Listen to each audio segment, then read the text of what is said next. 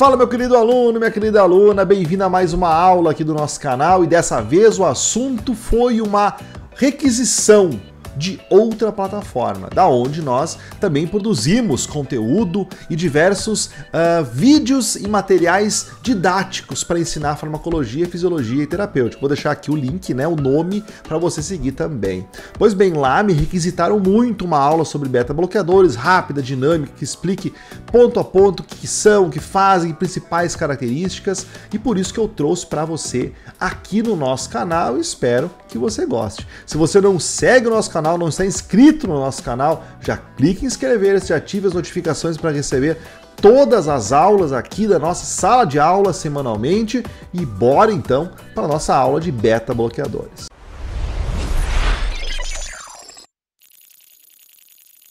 Bom, não tem como começar a falar de beta-bloqueadores sem entender um pouco sobre os receptores do sistema nervoso autônomo, porque são eles que vão vão resultar no efeito dos beta-bloqueadores. Então vamos lá, olha só. Nós temos principalmente 5 receptores do sistema nervoso simpático, que é um sistema nervoso que desempenha papéis de ativação cardiorrespiratória principalmente. Então nós temos, por exemplo, o receptor alfa-1, que está presente nos vasos, que quando é ativado pela noradrenalina, a substância efetora do sistema nervoso simpático, vai gerar vasoconstrição. Então ele aumenta a pressão arterial, ele faz vasoconstrição. Temos também o receptor beta-1. O beta-1, que é o receptor alvo principal dos beta-bloqueadores, quando ativado pela noradrenalina, gera aumento da frequência cardíaca e da força cardíaca. Então ela está presente, esse receptor está presente em grande quantidade no nosso coração. Muito bem. Temos também o beta-2. O beta-2 está no pulmão e a relação dos dois é muito importante quando falamos de beta-bloqueadores. O beta-2 está no pulmão e quando ativado pela noradrenalina, ele faz broncodilatação, aumenta o fluxo de ar. Então, quando eu tenho ativação dele, eu tenho aumento da troca gasosa, melhoria, expansão do alvéolo e melhora respiratória do organismo. O beta-3 está presente principalmente no nosso adipócito, ainda não se sabe bem o mecanismo que ele faz, mas ele mexe com o metabolismo e com a lipólise. E por fim nós temos o alfa-2, que é o diferentão da família, aquele que é do contra. Ele fica no neurônio pré-sináptico, o neurônio que chega com o estímulo do simpático, e ele faz o contrário. Ele inibe a liberação de noradrenalina, principal substância do sistema nervoso simpático. Então o alfa-2, quando ativado, ele vai desencadear uma resposta através da proteína GI, que é uma proteína inibitória, e essa proteína então diminui a liberação de noradrenalina. Essa imagem e mais dezenas de imagens, deixa eu ver quantas imagens tem nessa aula, por exemplo. Nós temos aqui mais de 60 imagens que explicam o sistema nervoso autônomo de maneira completa. Isso tudo dentro da plataforma Farmacologia Aplicada R2A, que você encontra aqui no link embaixo do vídeo para conhecer. Então esse conteúdo é um fragmento pequeno de uma matéria muito maior, exclusiva para alunos, que você encontra só dentro da plataforma. Pois bem, então aqui nós revisamos ponto a ponto os receptores do sistema nervoso simpático. Então, quando eu ativo o alfa-2, eu tenho uma diminuição da resposta do sistema nervoso simpático, beleza? Quando eu ativo o alfa-1, eu tenho aumento da pressão arterial. Quando eu ativo o beta-1, eu tenho aumento da frequência cardíaca. Quando eu ativo o beta-2, eu tenho broncodilatação, melhora da troca gasosa. Quando eu ativo o beta-1, eu tenho lipólise e aumento do metabolismo dos adipócitos, nos adipócitos causando lipólise. Pois bem, e aí nós temos alguns fármacos que podem alterar o fluxo de transmissão desse sistema simpático. Podem bloquear, por exemplo, a contração cardíaca mediada pelo receptor beta-1. E aí que entra então os antagonistas beta-adrenérgicos, uma classe de medicamentos que bloqueiam as funções do sistema nervoso simpático no coração, bloqueiam a ligação da noradrenalina com o beta-1 do coração, assim fazendo então uma diminuição da frequência e da força cardíaca, especialmente em pacientes que têm arritmia, pacientes que têm hipertensão arterial sistêmica, pacientes que têm insuficiência cardíaca, então várias condições, doenças cardiovasculares.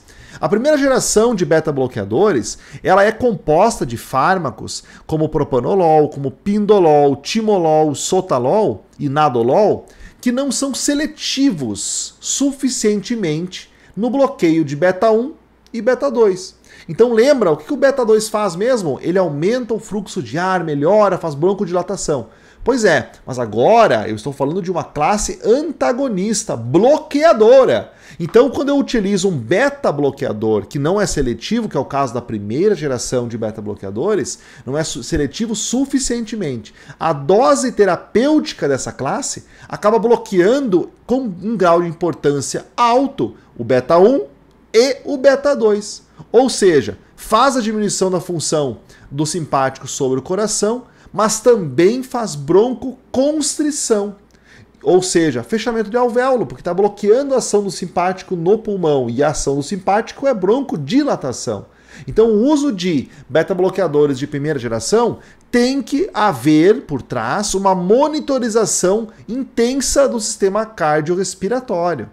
É preciso ter certeza que a pessoa não tenha uma doença de base, asma, bronquite, DPOC, enfisema e outras dificuldades respiratórias antes de utilizar um beta-bloqueador dessa classe. Ele pode exacerbar o broncoespasmo e assim causar problemas respiratórios até gravíssimos. Muito bem, mas tem diversos pacientes com problemas respiratórios que precisam utilizar um beta-bloqueador. Então existe uma classe mais seletiva para a beta-1, onde na dose terapêutica dificilmente a classe atua em beta-2 mexendo com a função pulmonar. Essa classe é a segunda geração de beta-bloqueadores, composta principalmente pelo metoprolol e o atenolol.